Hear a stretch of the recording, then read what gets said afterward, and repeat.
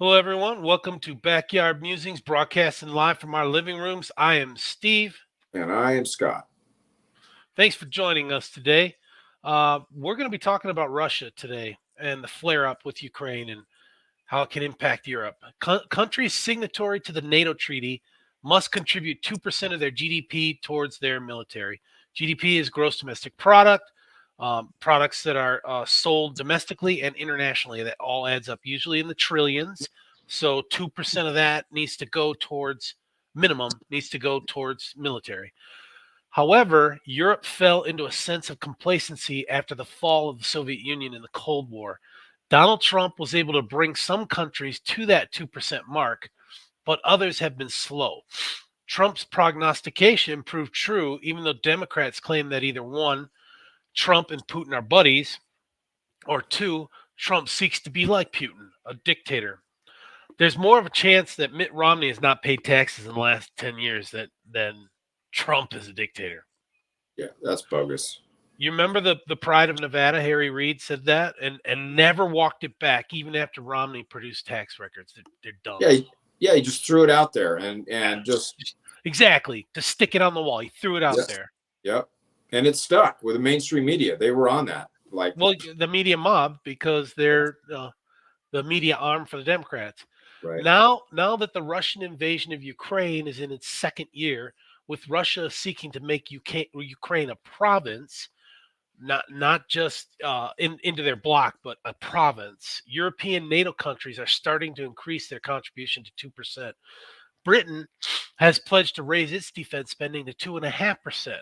Germany is once again considering mandatory conscription for all male and female citizens between the ages of 18 to 27, which will require completion of 1 year of service. And they need to pass the women's part through their parliament or whatever they've got over there, the Reichstag, whatever it's called. That needs to pass like an amendment or something like that to bring women into conscription. But the males, it's already there.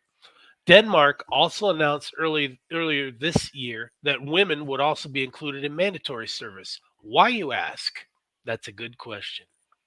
Okay, so let's talk about that a little bit. That part about their mandatory 1 year service. That's not like a draft, right? It's almost like No, what Israel does, right? They got to conscription. yeah, they, Yeah, they they need to put in their time, which 1 year. yeah, and and what you mentioned earlier about kind of falling behind. I think some of those countries where we have bases, right? We have a lot of presence in Germany. We have presence in the UK, Turkey, Turkey, UK. Poland. I think we have. Do we have any? I don't think Presence it's a in base, Poland? but yeah, we've got people there. Yeah, definitely. Yeah, and we're really Kuwait, tight, Kuwait. right? So.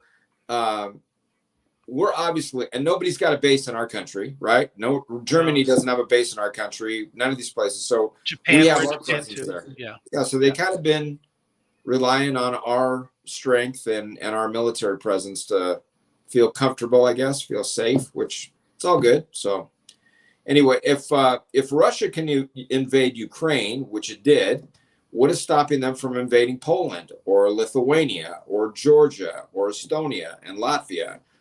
We've talked about that. The Baltics over there, they're right there. I mean, that's pretty. My nephew served a mission there, and that it was Russian speaking. So that would be an easy target. So what's going to keep them from doing that? Appeasement or harsh language? Only strength is going to deter Russia from achieving its goals. We did a previous segment on how much Ukraine has punished Russia, including ships, Punished. aircraft, helicopters, tanks, artillery pieces. Punishment. Yeah, I mean, for a small country, again, they're getting some help, outside help from people, but still, no comparison to the size of the Russian force, right? And this is the first conflict where we've seen the use of drones, like drone little helicopters that are delivering munitions and bombs and killing people remotely. I mean, their tech is outstanding. Ukraine. And and they're being very successful with that, Yeah, right? I yeah. mean, we talked about that. So Ukraine keeps requesting aid from NATO countries. Uh, in fact, the Russian invasion is partly blamed on Ukraine desiring to join NATO, Russia believes that Ukraine is historically Russian territory, which, Yeah, it goes way back, like hundreds and hundreds, I mean, eons, a yeah, thousand years, where yeah, Moscow and Kiev were like part of the same country. right. I mean, way before the Soviet Union, way before Yeah, that. yeah, Yeah, it was part of the Russian Russian territory, whatever. right. Russia. Yeah. So check this out. This is crazy. On Rossiya One TV, Dmitry Evstaviev, a Russian political analyst, declared that Putin's deployment of nuclear arms against Europe is an inescapable reality. What?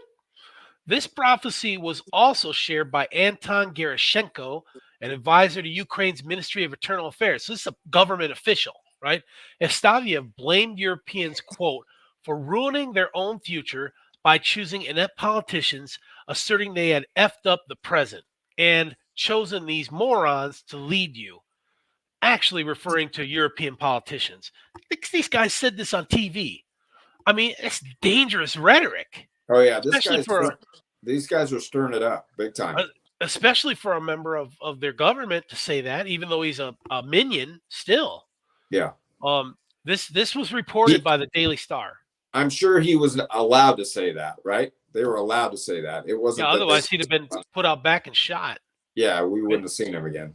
yeah, like we're going to talk about it in a little bit, but Putin mixed up his Department of Defense, fired that guy, and brought in an economist, and then they went to a house of a 3-star general, pulled him out of bed, all armed to the teeth, like they did with Roger Stone. But this guy's a 3-star general, and took him like on bribery charges.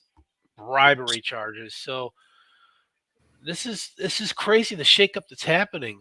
Um, Moreover, this Estaviev said we should explicitly name the European cities that will be destroyed and how many casualties there will be after five or six nuclear missiles hit Paris and so on. These guys are whack jobs. That that is dangerous rhetoric, and Yeah. people are listening to them. There's people listening to them. The Daily Star reports that Russian propagandists issued a chilling warning. This is strange. I mean, they don't name the propagandists, but people friendly to the Putin regime. 200, quote, 200 to 250 million dead and maimed Europeans. That's the price of nuclear war, end quote. That's higher than any world war we've seen. I mean, this Oh kind of yeah. rhetoric. Yeah. This is almost like that movie, War Games. Remember that movie where that Yeah, guy? Uh, yeah. crazy stuff.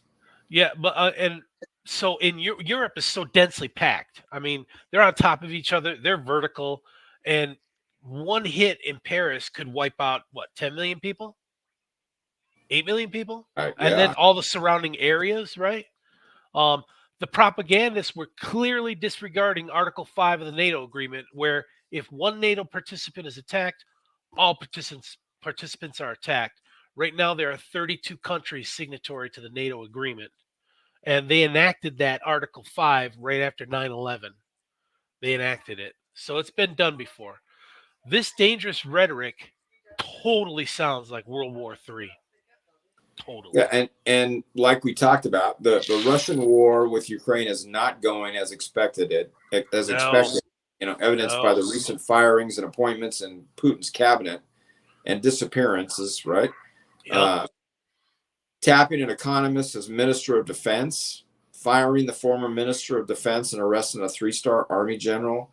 Russian dictator for life. Putin met last week with Chinese dictator uh, Xi for like what? Just That dictator for life. Yeah. yeah, that's crazy. That's a crazy duo right there. Yeah. They're Crazy. yeah, they're kind of nutbags. Putin's cozying up for support from China for in the form of critical parts for weapon systems. The two leaders also condemned the U.S. for what they said hegemonic attempts to change the balance of power in Northeast Asia by building a military power and creating military blocs and coalitions. So this is dangerous. These two Yeah, guys getting together It's like we are in a proxy war right now with Russia. We're feeding Ukraine lethal aid, weapons, ammunition, weapon systems, parts from MiGs and so forth to get to supply their air force and keep Right. it running. It's a proxy war. Now China is getting involved with a proxy war against us, right? Not against Ukraine. It's against us. They're going to be buddies now. This is, I mean, they were both communist countries at one time, and China still is. This is bad. This Yeah. and where's Biden? Where is he? He's at the beach. He's at the beach. He's Yeah. hiding from reporters. He's not taking questions or interviews. Where is our commander in chief? Yeah. Where's our Secretary of Defense? Yeah, well, You know, he's bouncing around to different areas, so I mean, you got to give him credit for that. It sounds like we're closer than ever to World War III. It's crazy. Um, Nobody can challenge Biden's foreign affairs because his handlers will only allow softball interviews. I mean, Aaron Burnett, she wasn't pitching softball. She was pitching it in a softballish manner, but the questions were hard hitting, and Biden was just deflecting off. Oh, we've turned it around. Oh, does he? Yeah, I was gonna say, does he even know what's going on? That's the scary part. You know, no, tidbits. I bet he gets tidbits from his handlers and his daily intelligence report. Tidbits, but he's not watching the news. He's not. Corinne Jean Pierre is telling him what's going on in the news, and she's like the number two in command of Ministry of Truth. he's watching the Weather Channel for the beach weather. Yeah, Scary yeah. stuff. When This we is can scary stuff. get over to Delaware, yeah. Yeah. All right. Well, thanks everyone. Thanks for joining us. If you likey, then subscribey. Tell your family, tell your friends, and tell your enemies. Thank you for joining us. And comment. Keep the comments. Yep. See you on the next one. Take care. Thank you. Yep. See you.